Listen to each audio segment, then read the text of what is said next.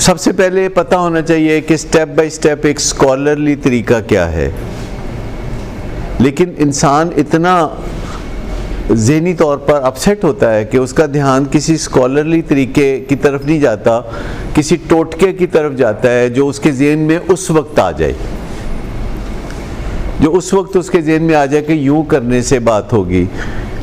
और दो तरीके हैं जो फ़ौरन ज़हन में आते हैं कि या तो कोई इनाम दे दें या कोई सज़ा दे दें, या तो कोई धमकी दे दें या कोई लालच दे दें।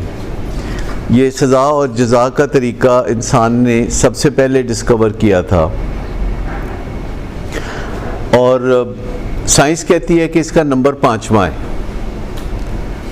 साइंस इसको पहला तरीका नहीं मानती। साइंस कहती है कि जब 4 काम आप कर चुके हों तो फिर 5वें तरीके के तौर पर आप सज़ा और जज़ा के मामले पर तवज्जो दें ताकि स्पीड अप हो सके, मामला बेहतर हो सके।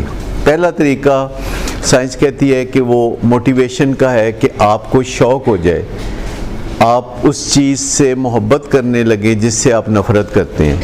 You start loving what you have been hating, और वाइस वर्सा। जो मोटिवेशनल स्पीकर का आप नाम सुनते हैं, आप फेसबुक पे हैं तो बहुत सारे लोग वहाँ मोटिवेशनल स्पीकर के तौर पर आप सुनते हैं जो आपको शौक़ दिलाते हैं कि आगे बढ़ो, यू कैन डू इट, शाबाश तुम कर सकते हो।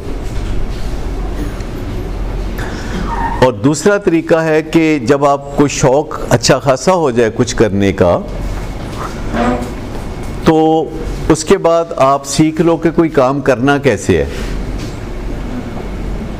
कोई काम करना कैसे है, उसका बेहतरीन तरीका क्या है, उसमें जो इक़दामात है उनमें से ज़्यादा मौसर इक़दामात कौन से हैं, यानी वाइटल बिहेवियर्स कौन से हैं।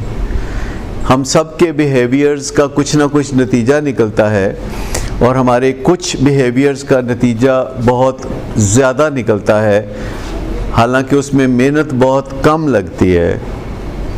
लेकिन कुछ बिहेवियर्स का कोई अच्छा नतीजा नहीं निकलता।